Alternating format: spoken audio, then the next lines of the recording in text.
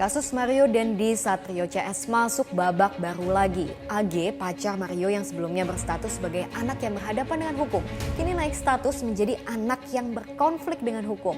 Bukan tanpa alasan, polisi menemukan fakta bahwa Mario, Sean, dan AG ketiganya kompak memberikan keterangan palsu alias bohong sama penyidik. Apa ya? Selengkapnya kita diskusi.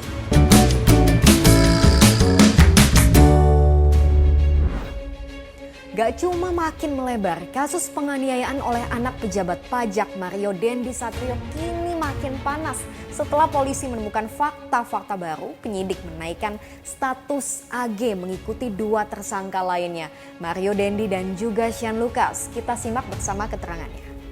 Ada perubahan status dari AG yang awalnya adalah anak yang berhadapan dengan hukum, berubah menjadi atau meningkat statusnya menjadi anak yang berkonflik dengan hukum, atau dengan kata lain berubah menjadi pelaku atau anak. Jadi terhadap anak di bawah umur itu tidak boleh dibilang tersangka. Mengacu pada pasal 1 ayat 3 Undang-Undang Nomor 11 Tahun 2012 tentang Sistem Peradilan Pidana Anak. Anak yang berkonflik dengan hukum yang selanjutnya disebut anak adalah anak yang telah berumur 12 tahun, tetapi belum berumur 18 tahun yang diduga melakukan tindak pidana. Anak AG saat ini dijerat dengan pasal berlapis. Banyak, intinya soal penganiayaan anak sampai penganiayaan berat berencana. Walaupun hingga saat ini polisi atau penyidik masih belum mengungkapkan apa peran AG dalam penganiayaan korban David. Gimana menurut pengamat? Jadi AG ditempatkan sebagai pelaku, saya kira sudah tepat karena perannya selain dia yang memicu terjadinya peristiwa, yang kedua juga ketika dia ada di tempat kejadian, dia tidak sepanjang dia bisa dibuktikan dia tidak melarang, ya tidak mencegah terjadinya tindak pidana itu, maka orang-orang yang ada di situ itu bisa dikualifikasi sebagai pelaku. Gak cuma peningkatan status AG, penyidik juga merevisi pasal yang dikenakan kepada Mario Dendi Satrio dan Sean Lucas. Kalau sebelumnya dikenakan pasal penganiayaan biasa, kini diperberat jadi pasal penganiayaan berat. Ancaman hukumannya pun bertambah menjadi 12 tahun penjara. Lihat di sini bahwa dari bukti digital bahwa ini ada perencanaan sejak awal.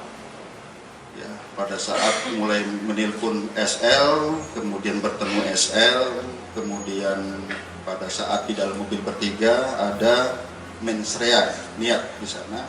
Kemudian pada saat terjadinya penganiayaan yang ini sangat-sangat memprihatinkan, kita lihat ya, sangat-sangat sadis di sini. Itu ada 3 kali tendangan ke arah kepala.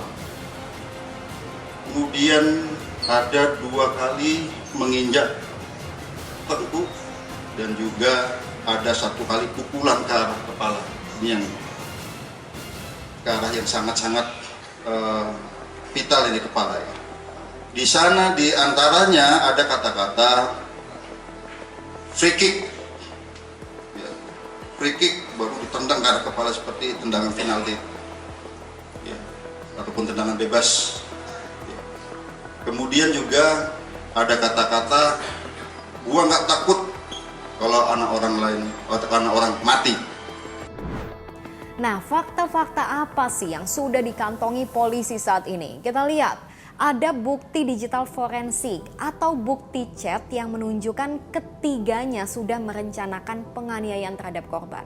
Kemudian ditemukan juga video rekaman penganiayaan korban. Selanjutnya ada CCTV di lokasi yang memperlihatkan dengan jelas masing-masing peran ketiganya.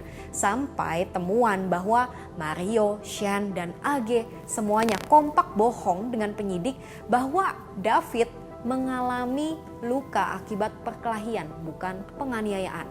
Nah, sejauh ini sudah ada 10 orang saksi yang diperiksa. Di antaranya adalah saksi ahli pidana, saksi ahli digital forensik, sampai saksi ahli psikolog forensik. Lalu dengan ancaman pasal yang menjeratnya saat ini, mungkinkah AG juga akan ikut ditahan?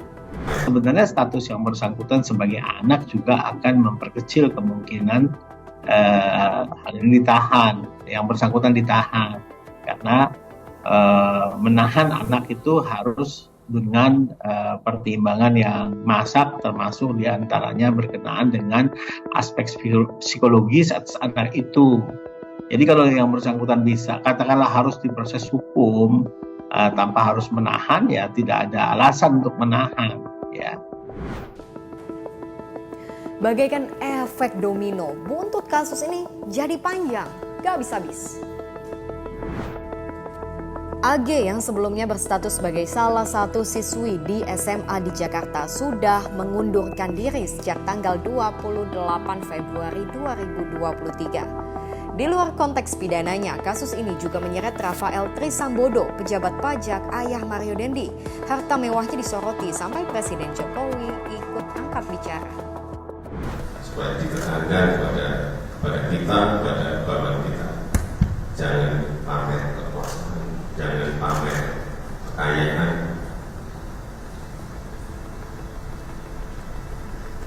Bagi sampai dipajang-pajang di IG, di media sosial tersebut. Dan hati-hati, tidak hanya urusan pajak, dan dia juga ada kepolisian dan juga aparat hukum lainnya, ada birokrasi yang lainnya. Benar-benar efek domino dari anak ke bapak, ke rekan sejawat bapaknya, ke institusi bapaknya sampai ke institusi setingkat. Semua ikut jadi sorotan. Satu hal yang bisa kita sama-sama lihat dari kasus Mario Dendi ini. Gara-gara ulah satu anak, bapak sampai semua-muanya bisa ikut kena getah. Saya Sylvia, makasih udah diskusi.